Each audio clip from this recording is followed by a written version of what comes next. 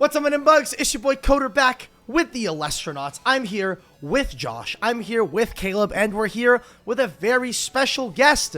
Dan, do you want to introduce yourselves for those that might not know you shortly?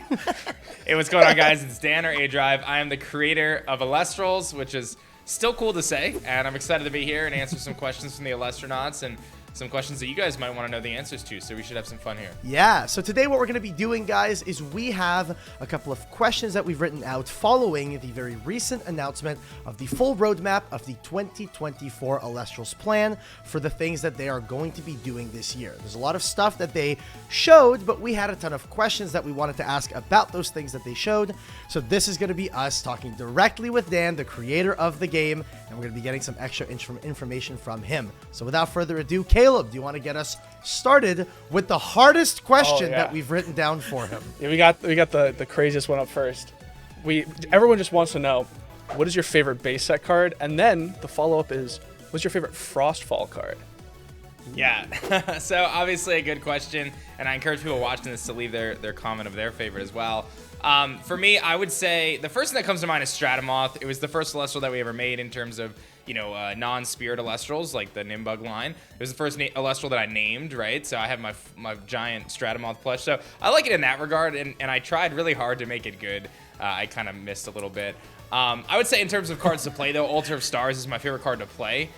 It can change a game so fast, and I think that it's one of those cards that really allows the good players to shine, because you can use it in so many cool ways that are very strategic to kind of gain an advantage. And in terms of Frostfall cards, this one's tough because I don't want to reveal too much, so I'll say Flammoth is my answer to this one, kind of echoing the sentiment of Stratamoth. Flammoth is very, very good, and there's a lot of tools in Frostfall that are going to allow you to accelerate those spirits onto the field. And especially for wind. So being able to turbo wind and kind of get to those bigger beaters like we see in set 1 with Pantera, but now in set 2 with Flammoth, I think it's going to be a force to be reckoned with. I think wind is going to be strong. I'm excited. Love to see some Fair Nimbug enough. enjoyers, that's for sure. Love to see Nimbug enjoyers. Let's go, my dog right there. That's my Nimbug. So kind of keeping up with the same idea, like you're talking about how, in later sets, wind gets a lot better and things like that. I wanted to know from you specifically, or just the overall philosophy of the design team when you're making a new set like Frostfall, like Daybreak and things like that. What is it that you're aiming to create to change the game in some way? Like every time you make a new set, what is it that your primary focus is on when designing something to, change the future of the game? Sure. So I think this question is very multifaceted in terms of the answer. It's not super, kind of cut and dry. So to give a little bit of the landscape, I primarily write the majority of the effects. I have a couple people helping now at this stage, more so kind of the tail end of Daybreak and now kind of the fourth set. But I would say that I do, 80-90% of the effects, and then we go through kind of a testing process with a group of people who provide feedback and stuff. So with that being said, obviously so much of how the game's direction leans is really based on kind of just my own opinions of things and my experience and kind of gathering some feedback from the people playtesting. So with that being said, there's a lot of variation that can take place. When it comes to designing the future of the game, I try to keep a few things in mind. First of all, we're introducing these new elements, right? I think it's pretty clear cut from our roadmap that, obviously Frostfall is very heavily focused on introducing the frost element, and Daybreak is going to be very heavily focused on introducing the solar element, which, by the way, feels so good I can actually say the names of these things now. And then obviously the fourth set, which I almost just said the name of, that's obviously going to focus heavily on the lunar element. So because these sets have such a very cut and dry kind of focus, my design is really about that, right? It's about kind of identifying what these core elements are going to do in the game, not only from kind of their introduction to the game, but also some of the archetypes I want to kind of explore a little bit more in the future. But I also am looking at kind of the game as it is in a vacuum in its current state, and then as it is in every set, and identifying, okay, we look at this particular set of cards to maybe be really strong in Frostfall. What are some things we can do to kind of bring that power level more equal in the next set, or so on and so forth, so we don't end up in a situation where one element or one strategy dominates over the course of multiple sets. Now, I'll be real, it's a huge challenge, right? We're at the point now where I'm about to enter testing of set 4. I've written set 4, and I don't know exactly how set 2 and how set 3 are going to play when they're in the hands of thousands of people, right? I know how it plays in the hands of, a few dozen people who are testing, but there's always things that, could slip through the cracks or things that may not get noticed or whatever. So from this perspective right now, at the time we're at in the development of Elestrals, I'm focused on, one, creating these identities for these elements, but also trying to make sure that there's answers to everything, right? Like if I create, for example, if burn is a concern, right? We have kind of these direct spirit damage decks that take place. As long as I kind of create ways for players to play around that in the future, it kind of keeps it from running away and kind of running out of my vision, right? Because again, I can't forecast exactly what's going to happen when everyone gets their hands on Daybreak and what's going to happen. I have a pretty good idea, but there's always something, a strategy that may slip through the cracks. So we're trying to anticipate that. But also right now it's all about kind of giving those elements their identities. I feel very confident in the fact that the game is only going to get better from here. And people are going to experience that very quickly with Frostfall. I think that the addition of Frostfall really feels like a good puzzle piece with base set. But I always want to kind of enhance upon what we've built on. Yeah, so we've been talking a lot about the year of Elestrals, and I just wanted to ask a question about something that you brought up in passing that might be a little bit further out than the year of Elestrals, and that's talking about bringing Elestrals to stores in coming years. We're just really curious as like what's that going to look like? Are we, are you in talks with local game stores or big box stores? Any idea for a distribution network? A lot of questions from my end of the business perspective. Just really curious where your head's at with that and what you're looking to do and what you can share. Sure. So I think the first thing on this conversation is it's like one of the top priorities for us is to ultimately have a retail presence, right? Not just big box retail, but local game stores. I understand that the heart of a card game community is through the local game store. So it's so crucial to us that we can start to establish those communities, not just by providing the store's product, but facilitating an environment and a community that people want to be a part of. So to do that requires a lot of understanding and learning. Just being honest, I'm the kind of person where I identify problems, I figure out all the pieces I can to solve the problem, and then I execute. So we're really in that kind of solving the problem phase right now, where I can tell you that I'm actively engaged with retail stores and local game stores and discussing with them what they want, right? Like, what does a local game store need from me as the creator of the game to succeed? And it may be as simple as, oh yeah, just send us product at a discount so we can sell it to people, right? But it's more than that, right? Do the players who come to your store, what kind of prizes are they looking for if they enter an event? What kind of frequency are they looking for? What type of products do you think would be most beneficial? What can I do to help you as a store owner to be successful? Because at the end of the day, like, if the store isn't successful in kind of having people come and play the game or purchase the products, whatever, we're not going to have the success either, right? It has to really go the whole way through, from us making an awesome game to the stores, having that awesome game and facilitating those events, to the players enjoying the game and supporting the local stores. And then we kind of, at the current time, we're kind of going around the store, right? Like, we're just going direct to the players and we're kind of doing it that way. And the reason why we're taking that approach is it's simply, there's a few reasons, but the main thing is just we don't have product. Coming out of Kickstarter, we ordered Kickstarter exactly to what Kickstarter was, plus like the tiniest little percentage to go for, because you have to kind of account for damaged product and things like that. And, we ended up having a little bit left over on our store that we sold, but I mean, we're like, guys, we have nothing. I think I have like 20 starter decks left, right, sitting at the warehouse with our store closed down right now. Like, we have nothing. So when people say, like, are you going to be in stores? I'm like, I can't work with a store until I have stuff. And I'm not going to have stuff until probably the end of February in terms of any sort of significant amount of product, right? First edition landing in the States so we can start to ship it. So over the next 2 months, we have a very high priority to begin that process of working with stores and kind of establishing those relationships, getting product to the stores and starting to grow that community. I would say by summer, I'm hoping to have at least some footprint, right? I'm not going to say it's going to be 1,000 stores or even 100 stores, right? But I plan on starting small, really taking the learnings and the feedback that we get and then rolling it out as opposed to trying to like go too big too fast. Like, let's just get as many stores as possible, and then like I leave them high and dry and they don't have the tools that they need and I can't be there to help them. And there's a lot of things, right? We have to get our judge training materials set up so that way we can train people to like be able to host events. There's like all these pieces and everything is in the works. So we're certainly headed in the right direction. And kind of the last thing I want to say is a lot of this delay, right? This idea that I was anticipating first edition in like, October at one point, right? A lot of this came from the fact that I switched manufacturers. I made a very tough business decision to say, I think I can do it better with another company. I think if I bring someone in to kind of help grow this side of the business and help me make these decisions and work with the manufacturers and source the manufacturing, it'll be better for us long term. And I 100% think I made the right call. Our quality of our products is going to go through the roof with first edition, and our process in which we do that is going to be much more efficient. And for those who don't know, we ended up partnering with a publishing company called Magic. Magic publishes Cards Against Humanity, Exploding Kittens. Like, they're the real deal, right? This is like this is a real publisher, right? Like, they have one of the biggest card games in the entire world. And I just toured their facility actually 2 weeks ago. So, we've been working with them for a few months. They're getting us all the right manufacturing plants. Like, they're like, oh yeah, this plushie plant, yeah, that's the one Nintendo uses, right? So like, we're using all the top, like, we're using all the top stuff. Like, we're not cutting any corners. We're making sure we're doing everything right. And all of this is with the idea in mind that, like, eventually you will see Elestrals in a big box retail store, right? Your Targets and your Walmarts and stuff. Like, we're doing everything now to be prepared for that in the future. It's probably not going to happen in the next 6 months, but I can tell you that, by the end of the year, I'm really optimistic that we'll at least be really close. So by working with Magic, we really have the process in place.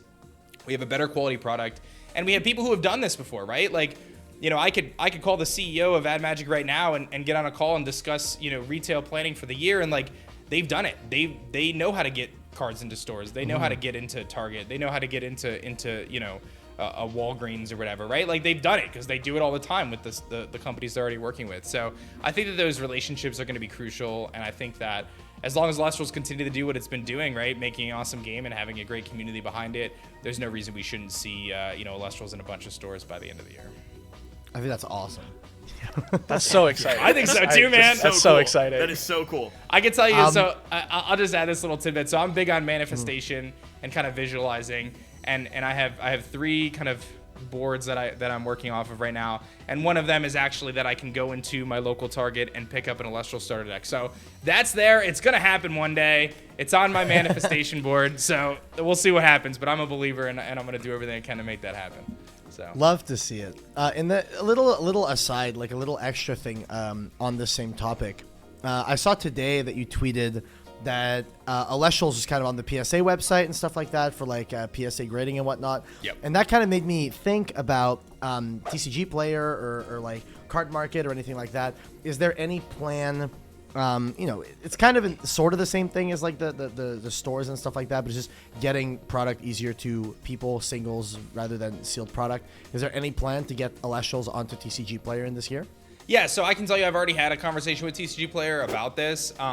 It's a little early for us, just being honest. From their perspective, they kind of came back and said, all right, listen, this is kind of the stuff we need from you to be considered. And I just don't think we're quite there yet, right? Like, do I think I could kind of fumble through and try to patchwork it together and make it fit? Maybe, but I think in 6 months is probably a better time for us to do that. Fair enough. And that was part of the reason why we wanted to roll out our roadmap for the year. We kind of had some internal debate as a company of do we think it's better to kind of announce all of these things that we're working on, or is it better to really just stay kind of focused on the next few months with Frostfall? And ultimately, we decided to really kind of lay the carpet out and show people what we're working on, because to me at this stage, anyone who's involved in Elestrals, you're awesome, and you're here so early on. But I can understand the hesitancy of other people who don't really know about the game, or who are maybe hearing about it for the first time and unsure whether they want to get involved. And I wanted to provide people the confidence that this is not something that's just going to disappear tomorrow. This is something that we're actively, have a huge team. Well, I say huge team. It's a huge team to me, but it's really small in the grand scheme of things. But we're really working hard on developing the future of this franchise and doing something really special with it. So it was so crucial that I could show people that and give people that confidence that, okay, if I buy into first edition, if I buy into Frostfall, I know that there's more to come in the future. There's a reason for me to get involved in this franchise. There's a reason for me to dedicate my time and energy and passion into it. And I think that it's only going to get better from here, guys. Like, I can't emphasize it enough. Like, the effects get better, the art gets better, the quality of the cards gets better. We're going to finally have a timeline that actually is cohesive as we're able to get product on, decent timelines, and we're a little ahead now. We're more or less on time. So it's really exciting, and I just can't wait for what's to come this year. we've been talking about like the local game store stuff and like how like it's not in stores and not going to be there for a while. I think Shattered Stars is a fantastic alternative to having like new product and it's going straight to your door. I know I ordered a huge shipment of it. I'm super excited to get those packs. With the goal of Shattered Stars, is it always going to just be like rarity upgrades of cards that we have already? Like, I know I'm looking to hopefully eventually get like foil upgrades of staples if that's an option, or are there going to be new exclusive cards that come to Shattered Stars that are only available through that product? Yeah, well, first of all, thank you for supporting Shattered Stars. I'm excited because I put so much like brain energy into Shattered Stars. We spent a lot of time working on this and making sure that we can do it at a cost that was really achievable and attainable for people. And I think once we kind of roll out our new back end, which will hopefully result in much better shipping prices, I think sky's the limit for what Shattered Stars is going to be. It's going to be awesome. To answer your question about kind of the roadmap for Shattered Stars, the primary focus of it is not to introduce new effects that are not going to be released otherwise. I want to make sure that when we're releasing cards that have new or unique effects, that they're accessible for people in at least a relatively common rarity. I think right now the biggest problem we have, I think, in terms of card is probably Altar of Stars. So when I think of the accessibility of these cards, I told myself that in creating this game, I wanted to make sure that it wasn't a super high barrier to entry for people to play a tournament-ready deck. And I'm going to continue to make decisions that are going to enhance that, right? So I actually made a comment in Discord this morning about how starting in Daybreak, the Divine Rune will also appear as a rare non-holo in the booster boxes starting in Daybreak. So we put the Divine Runes in the starter decks, but we're also going to put them in the booster boxes as well as a rare non-holo. So that way you don't have to, if you don't want to buy the starter decks, you can still pull the Divines. So little things like that we're going to do. And I also removed starter deck exclusive cards in set 2 and beyond. And that was all just community feedback and stuff. So I think at its core, Shattered Stars is not meant to introduce new effects to the game. Now, after I say all that, it will, but only in unique circumstances. So I can say that there is going to be an instance, it's going to be August or September, where the Shattered Stars pack is going to be focused around the lunar element. That was kind of revealed in our roadmap video, and there are going to be cards in there that will only be accessible in Shattered Stars until set 4 releases. And those cards will be legal immediately is the plan. So there are going to be some unique scenarios where this does happen, but I will always ensure, and part of this is like just the fact that timelines are so juggled. I think it may happen with month 3 for Frostfall as well. Like Shattered Stars may have a few cards that comes out that are in Frostfall, and it might like offset a little bit where you might have like a Narpoon from Shattered Stars before Frostfall is officially out. So there's going to be a few little nuanced things like that where, I try to time it and maybe it didn't work out exactly how I thought or whatever. But the goal is never to have Shattered Stars be the only way to get an effect, right? That's kind of the overall summary there. In terms of what to expect in it, I would say dope arts, first of all. Like, when I tell you what we're working on for the next months after the first 8, whew, I mean, it's crazy, man. What do you got planned? Oh my god! What do you got? What do you talk about it, bro? Dude, let's hear it. Crazy, man. I saw one this morning that we're working on because we're starting kind of a new line of cards, much like the stained glass. Like those are gonna stay. We actually have another round of stained glass coming.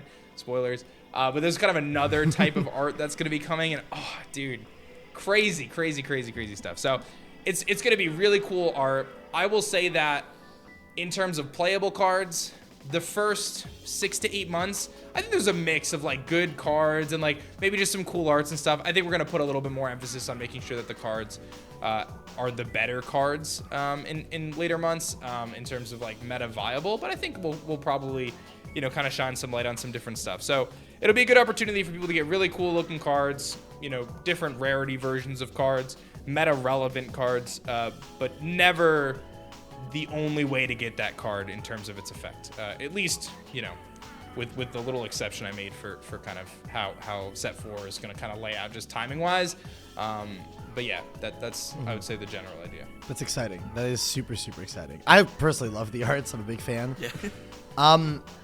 From Shattered Stars specifically, this also kind of ties in with the just pretty much everything that y'all have been selling so far on the shop and stuff like that. I know one big complaint that a lot of people had, myself included, I'll be honest, was the shipping costs. The shipping costs were very high for some of the product, especially for Shattered Stars, considering, it's only a couple packs, and some people were like, man, like this shipping cost is almost the price of the packs and stuff like that. Now that's something you've talked about quite a bit, wanting to change, and I wanted to know how you intend to kind of address that issue, because it was an issue for a good amount of people, and I wanted to know what the future of that looks like.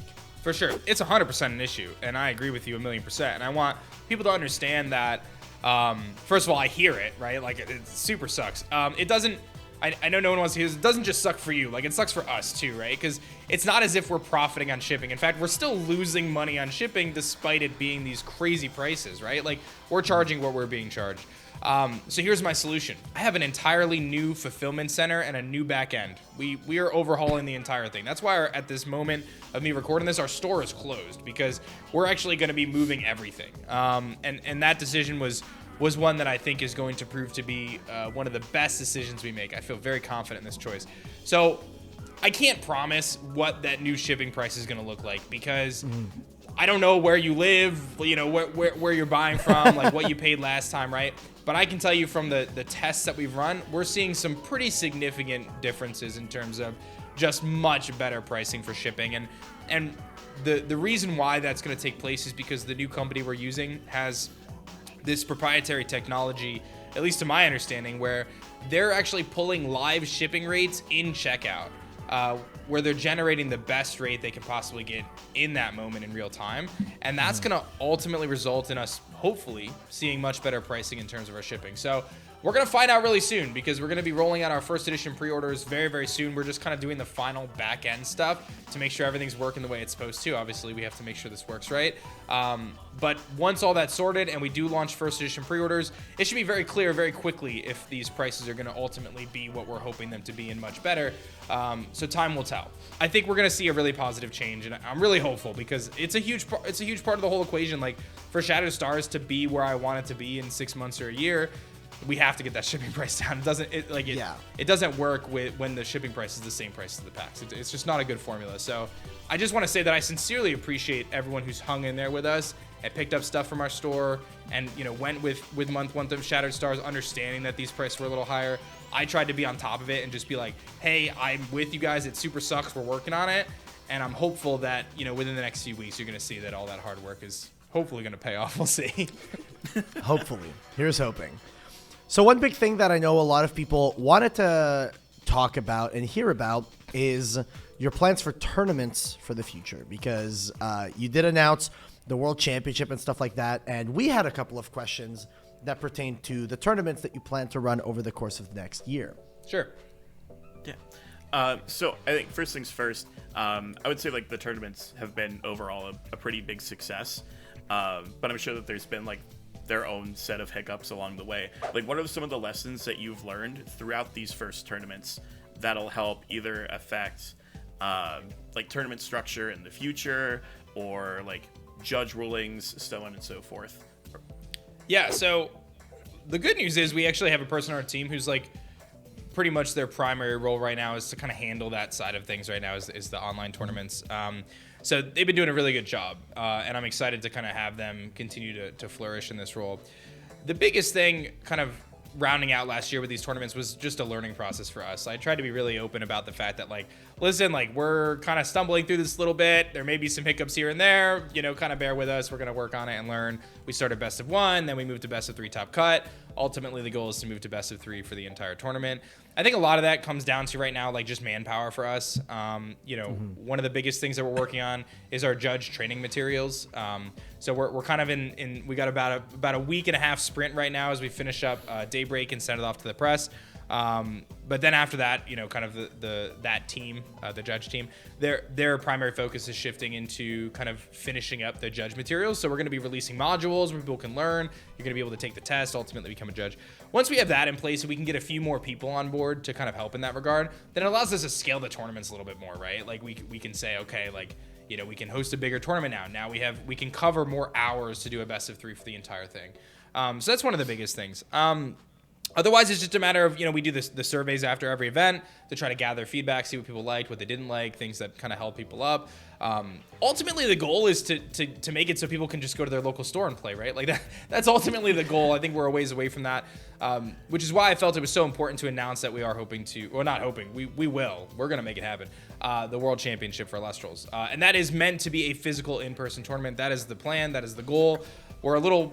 a few months away from signing anything that locks it all into place and stuff. But we're going to make it happen. And I can tell you that I've already had conversations around that topic. I've had conversations with companies that run big events like this for creators that have done it successfully. I've had conversations with existing events like your PAX Unplugs, right? And I've talked to the people who run those events and what it would look like to have a tournament at one of those existing conventions. I think there's a few ways for us to approach it, and I'm not entirely sure on what the answer is going to ultimately be, but the goal is definitely to move to in-person tournaments, not only with the World Championship, but hopefully more than just that. And we'll see what kind of 2024 looks like. But I just want to say that this is an area that I know as a company we cannot mess up. And I don't mean that there's no way we can mess up. There's no other option, but we have to succeed. Like, you cannot throw an event and have people travel across the world to show up at something and have it suck. That is unacceptable. So I have to do everything I can to make sure that when we throw this World Championship and we have this tournament and everything like that, that it is an event that people will not forget for good reasons, right? It has to be, and I get that. Like, it is so important. So speaking of digital cards, we're curious about what the upcoming year looks like in terms of webcam and app tournaments leading up to the World Championship. And then additionally, if there are any potential plans to try and get in-person tournaments running other than the World Championship this year. Yeah, so I'd love to do, another in-person tournament before the World Championship, and even more than that. I think that there's kind of the step one to that is there's a really high likelihood that I end up partnering with a store local to me and start running some events to, again, kind of do that research and really do that kind of community building and see it from the ground floor. I'd love to do another in-person event before a World Championship to, again, kind of test the waters on some of these things. In terms of the app, I think for now the app serves a really key purpose for us, right? It gives people an opportunity to play the game at no cost and kind of learn it, get their feet wet. And there's a lot of plans for that in terms of the development of it and getting the effects automated and all these different things. I think for now you'll see a steady diet of both webcam and digital tournaments over the next few months. I can tell you we're probably going to announce one in the next couple days. We were talking about it this morning in terms of what January looks like. A lot of it does, there's three crucial people to every tournament on our team, right? And you can kind of sub out one person for another person once in a while, but we kind of need these three crucial people to be available right now. So it makes scheduling a little tough, and that's kind of why the frequency isn't as high as I'd like it to be. But ultimately, I'd love to get to the point where we're running two tournaments a month at least, one webcam, one digital. I think getting to that and sticking to that is a really good place to start. Ideally, we get to every week, as we kind of get a little further. But I think the biggest kind of thing there is getting that judge training material done, allowing us to onboard a few more judges, and kind of have people prepared. So that way, it's a lot to ask when we have two judges on our team, right? It's a lot to ask one of them or both of them to, I need you to do a 12-hour day here and kind of toss your Saturday or Sunday. That's a big commitment, right, for people. So especially when people have lives, they have other things going on. So the hope is definitely to increase the consistency there and increase the frequency. Competitive play is a huge focus. It's one of the core pillars of what Elestrals really is about, is competitive play. Kind of coming out of the pandemic, one of the kind of core ethos, kind of functional pillars of the company was to bring people together in person. So the idea that we're getting really close to that, right? We're slowly but surely working towards that goal is really exciting for me. And it's something that's going to be a huge focus of this year. In terms of tournaments as well, we talked about the World Championship, and obviously that was something that you had teased all the way back in the Kickstarter, right? It was I think it was the 1.5 mil goal was the World Championship, and you didn't quite reach it. You were just shy of it. It's still happening, which is great. What I want to know, because we have little to no information about the World Championship, we just know there is a World Championship. So I'm gonna drill you a little bit on this one. I want to know, in a perfect world, should everything go according to plan, where would you like it to take place? Would you like it to take place like in an event? Like I know you talked about like packs and stuff like that. Yeah. Is that something that's in the plans? What kind of prizing are you looking for like a world championship in a perfect world? Would you like cap players? Would you have to qualify through some kind of way? Can anyone just show up? What is like? Give me the general idea, the gist of like what your ideal world championship structure would look like. For sure. So I think first I do want to say that everything I say to answer this question is like very much so subject to change, right? This is going to be just kind of the ideal world, because I don't want to sit here and pretend like, you know, I booked a venue and like we have all these things figured out, because we just admittedly don't. Like we're just too far away from that to be kind of what we nail down those specific details on. But we will. So the reason why we haven't had an in-person event up to this point comes down to the earlier issue I mentioned with stores, is that we don't have product. Like I can't host an event if I don't have anything to sell. I hate to like boil it down to that, but like that's the truth, right? Like for us to run a huge event like this, like we'd have to have product. Like you have to be able to give people an opportunity to buy booster boxes or decks and stuff like that. So that's been kind of our big hang up. And I almost tried to make something happen at the end of last year. Like I said, I was in conversations specifically with Unplugged and trying to make something happen, or even going to, I don't know if they call it Prime or West or whichever PAX, the one in Seattle. You know, I think that's at the beginning of this year. You know, kind of trying to figure this out, but it all comes down to we don't have product, right? So like, and the timeline kept shifting a little bit on when we were going to have product, and it became a little foggy. So I didn't want to rush towards anything. So anyway, to answer your question, I think I would say looking at the Northeast in terms of location is probably a good bet. I think that there's a lot of reasons why the Northeast makes sense. One, it's where I'm located, right? That's where my brain first goes. I have 2 young kids, so obviously I have to factor in some of that stuff, but I think it's also it's a very centric place to allow the people in Europe to be involved a little more feasibly. So I will say that like the first general area I'm going to look is in the Northeast. I think that's kind of step one. With that being said, I can tell you that we've pulled a list of every convention going on this year. And there's always a chance that we say, okay, you know what? Hey, Gen Con is I think it's July, maybe. Okay, Gen Con's happening, or this PAX event is happening, or this Collecticon's happening. Let's run an event there, right? So those are always a possibility. In terms of kind of how many people and like how people would ultimately qualify, those are tough questions to answer at this point, because for sure I don't know where Elestrals is in 6 months, right? Like in terms of player base, I'd like to think that given our plans, we're going to see a significant kind of rising of the tide in terms of people playing the game. In fact, I definitely think so. So it's hard to like estimate what that's going to look like.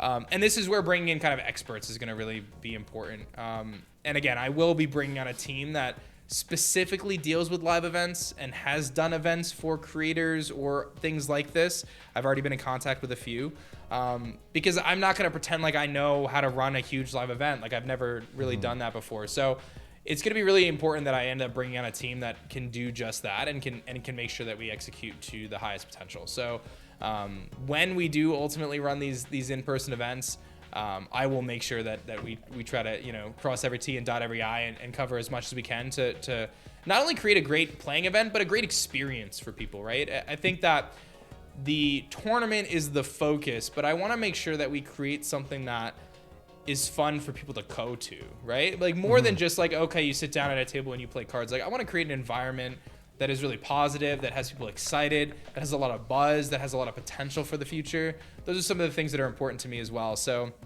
trying to capture in on some of that stuff is going to be a core focus of ours as we look to kind of build this out. So it's really exciting. I wish I had more answers. I think like if you ask me this question in 6 months, I think I'll have a lot more concrete kind of idea of how it's all going to unfold. I can imagine, yeah. Yeah. So, but it's on the list. It's very high up on the list. I think, you know, this is something that you'll probably see me really like put my head down and really grind towards, you know, as we get towards like March. You know, awesome. Just because time-wise we're just a little too far out, but and there's just so much unpredictability, right? Like if I were to like say, okay, there's a tournament next month in Boston or whatever, right? I couldn't even begin to guess how many people would go. I have no idea. You know what I mean? Like I could probably run some numbers and come to a good estimate and try to figure it out. We could do like a pre-order, right? Of like buying tickets online or whatever. Try to figure something out. I have no idea. And I think whatever that number would be in a month, it'll probably be significantly different in November, December, January, right? So it's just so hard to know the answers at this moment. But I'm really optimistic about what it's all going to look like, and I'm really excited to kind of put it into practice. So it's going to be fun. It's going to be sweet. Super fair. Going along with the reveals and the timeline for Elestrals in 2024, you also mentioned that you plan to change some things in the app. What are some of the most important changes that we can expect to see? Yeah, so the biggest change for the app is going to be a way to onboard players who have never played Elestrals. I think at the current moment, we're actually about to roll out a build where you can just like press a button to find a game, and it'll just like put you in a queue, and then you'll connect with the next person. Awesome. So you won't have to like host a lobby. Like that'll still exist. We're not replacing that system. We're just like adding to it. But ultimately, to me, the number one thing we have to do is we have to make it so someone downloads Elestrals, they can learn the game from the app, and we have failed at that up to this point. And it really just comes down to manpower again, and resources. So currently our app team, it consists of one primary developer, but admittedly, like he has a full-time job.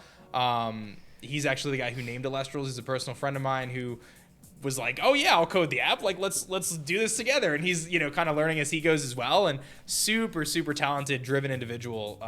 Crazy story. He was working a different job and realized, okay, I need to figure something out in my life to kind of turn it around. And he basically spent a year and a half just learning how to code on his own, doesn't have a degree or anything. And he's incredible. Wow. Now he has a Okay. full-time job as a coder. Working for a big company, and he does this on the side. So I think, kind of step one is building out that team. And I can tell you that 2024, one of the first hires we're going to make is to enhance that team, the digital app team. I think we'll probably start to see that, as we get a little closer towards, February, in terms of adding another person to the team. But ultimately, the goal is to really enhance that experience for somebody who downloads the app and gets involved in playing. And then from there, I think the biggest thing is, we can add bells and whistles. We've experimented with holographic cards and animations that pop up, and we can do all that stuff. But I think automating the game would be the next step. Making it so when you play a card, it's going to automatically do what it needs to do, and it's going to ask at the proper response windows if someone has an answer to that card and kind of go through the system you would expect from, a big studio. Admittedly, that's a really tall task. It sounds like, it can't be that. It's a lot of cards, it's a lot of effects, and there's a lot of windows for interactions to take place, and all of those things have to be factored in, and then you have to bug test it all and make sure everything works, and it's a big process, and we've dabbled. You can see if you play the app now, you can get Nectar of the Gods and Ambrosia and some cards to do their effects automatically. But that is a necessary piece, because once that's in place, then we can determine winners and losers from games, right? Then there's like a concise way where, someone can play a game and you can play it to the end and understand, okay, like the game has told me that I've lost, or the game has told me I've won. And then from there, you can do ranked ladders. And as a competitive player myself, like I want nothing more than a real ranked ladder, guys. Like you have no idea. Like I would be on that thing all day, every day. And we may not get another set done because I'll just be playing ranked the whole time. I really, really want to get to that point. So I think there's a few like building blocks that have to kind of happen first. And again, that kind of that onboarding of a new player is really important to us. And then once we get through these different steps, then we can roll away from a beta. We can move to an actual, app on the App Store that anyone can just go to, and then we can introduce monetization. Which big scary word, I've already said it's going to be a free-to-play app. Monetization will be cosmetic purely, unless we get to a point where like we're just like leaking money left and right, and like there's no way for us sustainably to survive as a business unless we start charging people in the app. The plan is to keep it completely free, just cosmetic. So you'll basically have an opportunity to pull for full arts and stellars and things like that, alternative arts, things like that. But the goal is to make it so every single card in their base rarity is functional in the app right away when you download it. You won't have to buy any digital packs. You're going to get it. So when Frostfall comes out, you're going to get every single card in Frostfall that's playable. That's awesome. The plan with Daybreak and beyond. Like that is the goal, because to me, like getting people to play the game is number one. Like I know we have something special here. I know the game's awesome. I got to get people to play it. And right now we don't give people the best way to do that, right? Like we're making it too hard for people in a day and age where like people don't want to run into challenges, right? Like they want it to be easy. Yeah. So I recognize that this is a huge problem that we're facing. We know the solution. It's just a matter of like time, hours, people, resources to get there. But it's a huge focus of ours too, right? Like I know how important this piece is, and I'm glad that we're where we're at, right? Because so many games get to where we are, right? Or they do the things that we're trying to do, but they don't have the digital piece, right? And I think that having the digital piece gives us such a leg up, right? It gives us so much more credibility, gives us such a valuable tool, even for just testing new cards, right? Like, I can test the new set like that on my phone with someone while I'm, at my daughter's gymnastics class. Like, that has a tremendous amount of value, believe it or not. So I'm really optimistic again on this topic too, because it's a huge area that we're pouring a lot of time and resources into. And I feel confident that we have the team to make it all happen. It's just a matter of resources and stuff. So very excited, but we're going to get there. Awesome. All right. We've talked about a lot of really fun, very exciting stuff. I've got one last question to close this out. And I just want to know what you personally are looking forward to the most about this upcoming year. Oh man, there's a lot to be looking forward Yeah. to. I think, I mean, every time like I kind of go through these cycles of like, okay, here's the next sample of this. Like I have deck box samples, I have acrylic case samples, I have new binders and sleeves, and of course the cards when they come in are always really exciting. So all of those things like give me big dopamine hits, right? Like when they show up at my door and I get to check them out. But I think the real kind of culmination of what's been 2 years and what will ultimately be 3 years of work and effort and passion and love and energy and dedication and risk and commitment. I think the real culmination of that will be, doing the introduction at the World Championship in person in front of a crowd of people. I think for me, that's number 2 on my manifestation board. I think for me, that's up there. And I think that will be the point where I can say, not that my work is done or that, I can kind of rest on my laurels like Sorlet, but I think at that moment I can really be proud of a lot of the stuff we've done. So that is one of the things that I am most looking forward to. And on a side note, I'm also really looking forward to little mini figurines of Elestrals, which I don't know if it's the best business decision, but I'm doing it anyway because I really want my son to be able to play with like a little Tyrantlus and stuff. So like we're doing it and it's gonna happen. So that's something I'm excited for too. He's got a little Zaptor plushie that I got him, and he calls it Dor, and it's great. So we're having a good time with that, and I'm excited for him to grow up with Elestrals and my daughter too. So that's a big one for me. But I think kind of introducing the World Championship will be a really cool thing to look forward to. That's sick. That's super, super, super sick. Well, that's all the questions that we have for you today. I know this went on for a bit, but honestly, it felt like it went by in like 10 minutes because this was a lot of information, answering a lot of stuff that I know not just us, but a lot of the players too were wondering about because, you made that video and that video is like 3 minutes long. And we were like, what? So many things in 3 minutes. Here we are an hour later and we still have a ton of questions and stuff. Yeah, but, for sure. So, and thank you guys so much. And I do want to say that I did put out a post this morning as of the day we're recording this to the Elestrals Discord server asking people for questions as well. So we're going to do a video on the Elestrals channel of me answering some more questions. So there may be some overlap and stuff too. But I think you guys have seen and the community's seen, like, I'm an open book. Like, I'm not going to pretend like I know every answer. I'm not going to pretend like I have everything figured out or that I'm a professional or an expert in every topic. I'll tell you what I know and what I don't. But I'm very confident that we can get where we want to get to, and we're gonna just kind of move, one step at a time. And I'm a big walk before you run kind of guy, so we're gonna kind of take those steps we need to take to build this into something special and do it methodically and strategically and intelligently. But I think we're gonna look back in a year and we're gonna be really proud of where Elestrals is. Well, with that being said, I think we're done. I think right. that's all we got. Is now a bad time to tell you that my recording only goes 30 minutes at a time, or?